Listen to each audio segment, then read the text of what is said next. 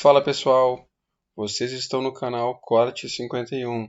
O link do episódio completo está na descrição do vídeo. Agora, bora pro corte. Mas uma revolução não no sentido violento, mas no sentido da origem da palavra, né? A revolução vem da astronomia, seria um movimento que não pode ser parado. Aí tem uma história interessante na Revolução Francesa, que era o Luís XVI, era o rei naquela época, e aí um ministro dele, o Duque de Liancourt, chegou e falou, olha, né, tá dando merda.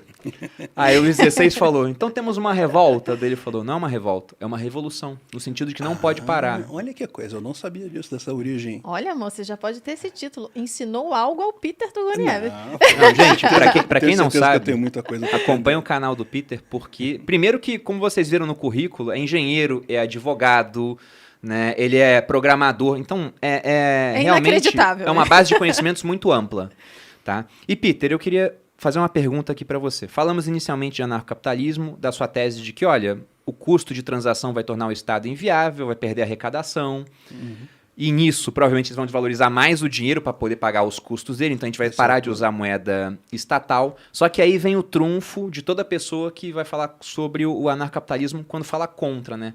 O pessoal costuma falar, tá, mas e os pobres? O pessoal que depende muito do Estado. Qual é o seu ponto de vista sobre isso? Não, meu ponto de vista é que no longo prazo os pobres vão estar melhor sem o Estado, porque o Estado, no final das contas, ele é uma máquina de concentrar renda. Isso é tão real. Eu não sei de onde é que o pessoal tirou a ideia de que Estado consegue distribuir renda. Olha como é que é o Estado. O Estado tira imposto de todo mundo. Você vai num barzinho, compra uma balinha no barzinho, você está pagando dinheiro para o Estado, está juntando dinheiro para o Estado.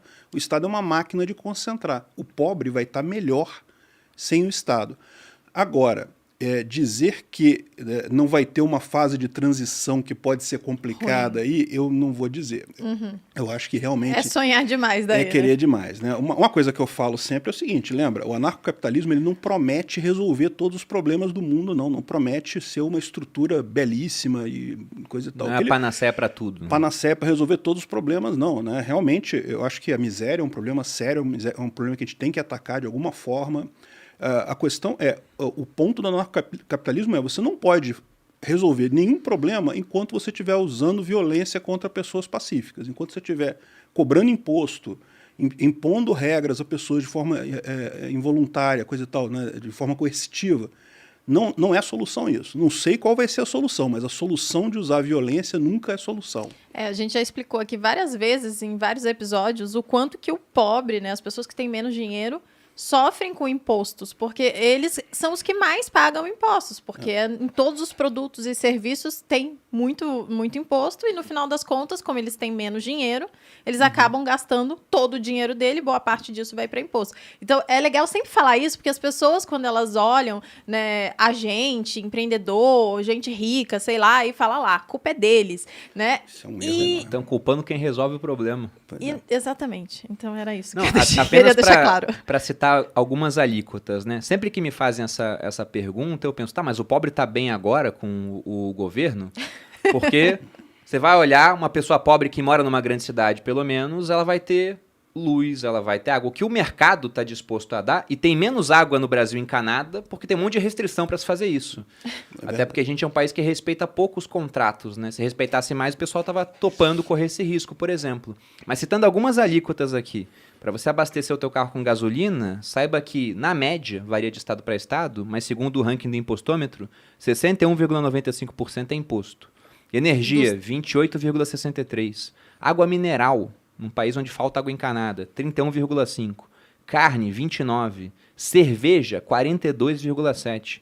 Cachaça, isso eu sei bem porque a Malu toma todo dia. 81,87%, pô.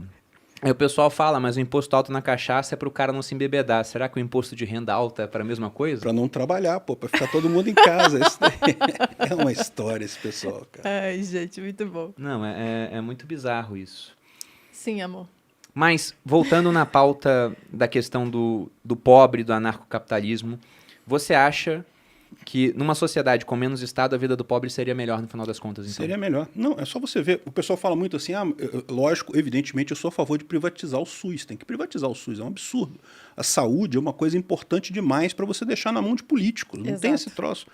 Então, o pessoal fala, não, mas e aí o pobre, o que você acha? O pobre ele fica melhor pagando o médico quando ele precisa ou dando dinheiro para o político pagar o médico para ele, né? É lógico que se ele pagar direto, mas é caro, não sei o que lá, é caro, não sei o que lá, mas ainda é mais barato do que dar para o político que vai entrar a roubalheira toda que tem no governo, a ineficiência toda que tem no governo, os problemas todos que tem lá, e a gente resulta na situação que a gente está hoje. Aqui no Brasil, o pessoal não fala muito quanto % do gasto do governo que vai para o SUS, eu não sei quanto é que é, mas lá na Inglaterra, metade do gasto do governo vai para o NHS, que é a saúde, o SUS deles lá. O SUS deles lá é melhor do que o nosso, não tenha dúvida. A Inglaterra é um país melhor, mas mesmo lá, por ser público, é ruim igual aqui. Você não consegue marcar consulta, você chega, tem gente sendo atendida na maca e coisa e tal, e eles gastam metade do orçamento do governo com isso. O SUS aqui no Brasil não deve ser diferente. Metade do que você paga de imposto aí deve ir para o SUS, esse negócio todo. Eu acho que até bem menos, cara, porque quando você entra lá no Tesouro Transparente, vocês podem acessar, do gasto do governo, Previdência é lá em cima, aí o auxílio, agora a parte social ficou muito alto por conta da pandemia, mas depois é pessoal ativo e inativo com regime próprio. Aqui no Brasil tem os funcionários públicos também. E lá embaixo que fica... Eu sei que o menor gasto do governo hoje é com educação, por exemplo. Saúde não está tão distante da educação. Também fica entre um dos mínimos. Tem um vídeo lá no Visão Libertária que o pessoal fez em que eles pegaram esse valor do gasto do SUS, dividiram pelas pessoas e coisa e tal, e dava cerca de R$100 por pessoa, que é o gasto do governo no SUS. R$100 você paga um plano de saúde. A verdade é essa. Um plano de saúde simplesinho você paga com R$100.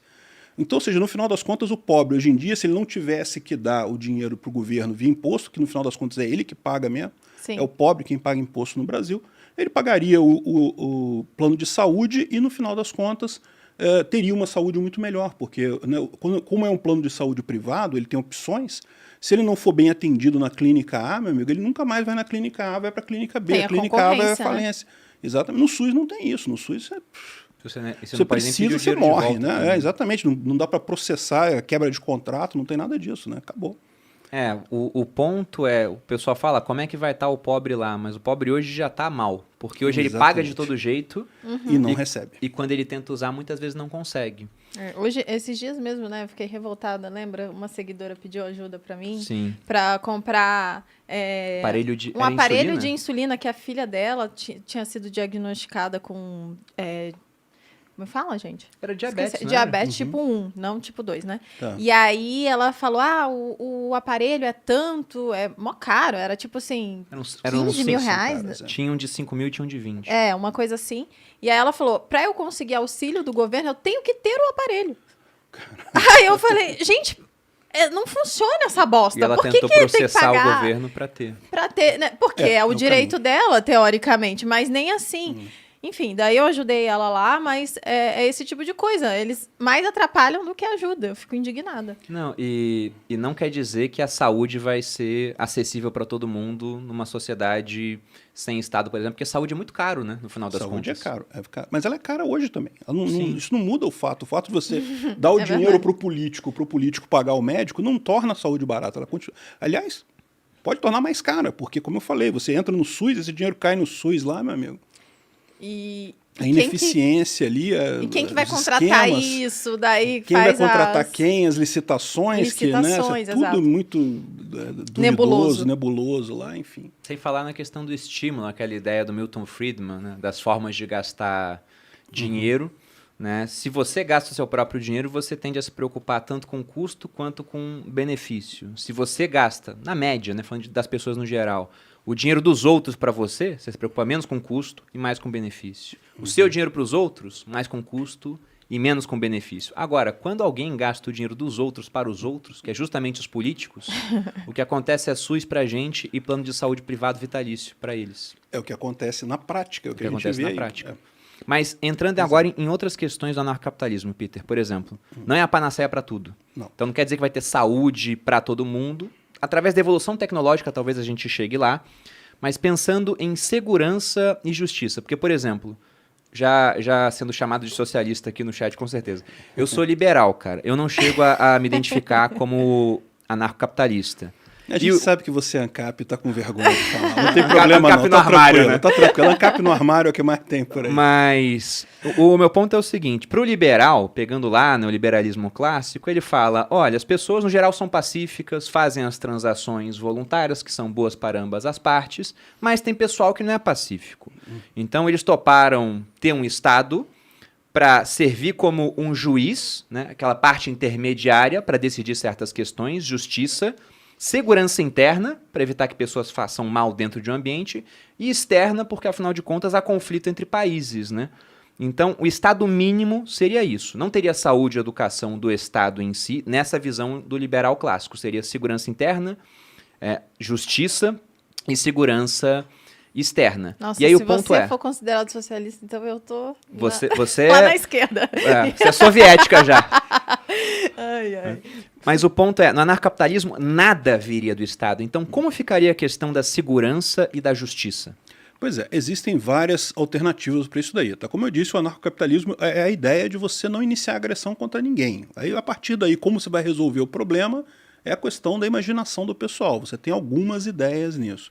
A que eu acho mais bacana é a do Hans Hermann Hoppe. Ele tem o livro dele, The Private Production of Defense, que é a produção privada de defesa, que é um livro muito bom também. É um livro meio árduo, mas é um livro muito bom, em que ele trabalha justamente esse aspecto. Como é que você garante segurança sem um governo, né? E a ideia, basicamente, é você ter a privatização do governo. Imagina que no Brasil, ao invés de você ter o governo brasileiro, você tivesse, sei lá, uns 5 ou 6 governos fornecendo segurança para você. E aí você você escolhe qual governo que você vai querer, no caso ele chama de empresa privada de segurança, né? E daí você escolhe o governo que você vai querer pagar o seu imposto e receber a segurança. Se você tiver algum problema, você vai acionar o seu governo. Ah, mas e se eu tiver com um governo e a pessoa que me atacou está com outro governo? Aí essas agências de segurança, ou elas vão discutir entre elas quem está com a razão e fazer indenização e punir a pessoa, punir de qualquer forma, ou elas vão fazer algum outro arranjo, vão perseguir esse cara que não está assegurado, entendeu? Aí ele tem lá vários protocolos para isso, coisa e tal, e é uma coisa que, na verdade, se você parar para pensar, não está tão distante da nossa realidade hoje em dia, não, porque, pensa bem, o mundo hoje já está globalizado. Você hoje compra coisas no Alibaba da China que chegam aqui. E se o cara não entregar para você? Você vai entrar na justiça de que país? Como é que você vai resolver isso? Você já tem esse tipo de problema. Você pode entrar na justiça do Brasil para acionar a justiça da China, não sei o que lá. O mais provável é que você perdeu mesmo, não sei o que lá, mas enfim. O fato é... Não, e não é só isso. Eu já fiz projetos na época de segurança da informação para empresas em Abu Dhabi, em outros países e coisa e tal, e você fecha o contrato, manda o contrato, eles recebem, mandam via para pagamento wire, né, tal. E assim, é a mesma situação. Que direito trabalhista você tem? Nenhum, não tem nada. Você tem um contrato ali. Se tiver algum problema, como é que você vai fazer? Você vai entrar na justiça? Não tem isso. Então, a gente já está vivendo dessa forma. A gente já tem um arcabouço que a justiça estatal ela já é insuficiente. Ela já não resolve o problema do mundo globalizado, né? Você já tem esse negócio. E repara como é que isso está acontecendo de fato, das pessoas irem mudando, né? Tem até vários canais de nômades digitais por aí, né? O Rafael Scapella, muito gente boa, tem aquele cara americano também. Eles fazem justamente isso. Você escolhe o país que você vai morar, é quase como você contratando a empresa de segurança privada que vai cuidar da sua segurança. Ou seja, é um passo. Imagina que, por exemplo, os Estados Unidos abrisse a opção, olha só, se você quiser ser cidadão americano, você paga imposto pra gente aqui e eu vou garantir a sua segurança aí onde você estiver. Não importa se você está nos Estados Unidos, está no Brasil, está não sei aonde. Oh, é caro ser americano, tá, ser gente? americano 50 metadinha. E, aliás, eles é o único país, acho que é o único que cobra imposto até fora de quem está de fora. Para quem não sabe, o americano, se ele está morando, sei lá, na China, ele paga 50% de imposto Não sei se chega a ser 50, mas ele paga imposto nos Estados Unidos ainda. Isso foi o Obama, eu acho que botou, e desde então tem gente abrindo mão de cidadania americana. Tem. Tá ficando cada vez mais comum isso, é verdade. Tá doido. Não, então, mas aí que tá. Eu usei como exemplo os Estados Unidos, mas um outro país qualquer, você pode pensar dessa forma também, né? Então, essa é a ideia da empresa privada de segurança. Você tem múltiplas empresas que podem até começar a originar com os próprios países que tem hoje, né? No momento que você coloca isso numa competição, você cria o que ele chama de a sociedade de leis privadas. Por quê? Quando você assina esse contrato com esse governo, né, com essa empresa privada de segurança, na verdade, esse contrato tem um monte de coisa. Essas regras que estão lá, ao contrário das leis atuais, elas são legítimas do ponto de vista libertário, que você está aceitando, você está botando a sua Você assinatura. de fato assinou um contrato social. Você assinou um contrato, esse papo de contrato social que você não pode assinar, que você não tem escolha, que você não... Não, peraí, isso não é contrato. Assinatura tácita, né? Nasceu aqui, não, você assinou. não existe isso. Isso é lorota desse pessoal. Mas então, quando você assina o contrato, você está aceitando aquelas leis. Então, é justamente o que ele fala, é a sociedade de leis privadas. Você escolhe uma empresa que vai te dar segurança e ela vai se responsabilizar por isso daí, né? Vai botar a guarda na rua, vai fazer o que for necessário.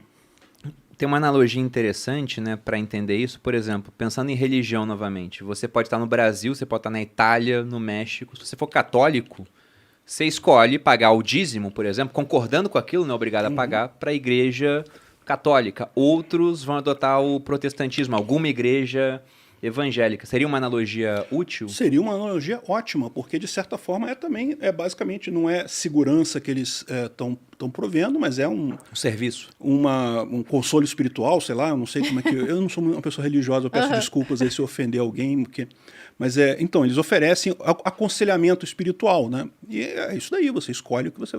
E, aliás, eu acho que é uma analogia melhor ainda se você lembrar de como é que era a Igreja Católica na Idade Média, né?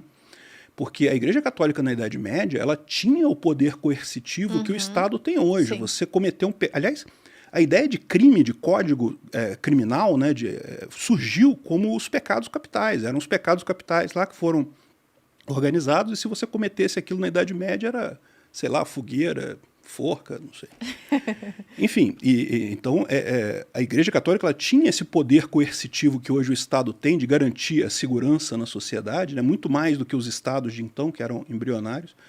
E a Igreja Católica ela passou por um processo desse que foi justamente com a impressão da Bíblia, né, a prensa, que todo mundo começou a ler a Bíblia, começou a ter a própria noção do que é o catolicismo, que eles perderam muito da força que a Igreja Católica tinha justamente com isso. Porque só eles tinham domínio, né? Só eles liam a Bíblia. Na época, a Bíblia qualquer livro, de forma geral, era uma coisa raríssima, caro pra caramba, né? Era tudo à mão, pouquíssimas pessoas tinham livro.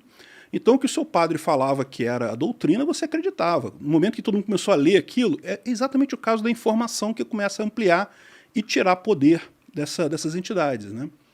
Então, no final das contas, hoje em dia você tem a Igreja Católica nessa evolução que a gente está vendo para o Estado. Quem é católico, quem resolve, aceita, né, participar, você paga o imposto, paga o dízimo, leva a sério as regras que eles colocam lá, mas se você não quiser, você não faz nada disso.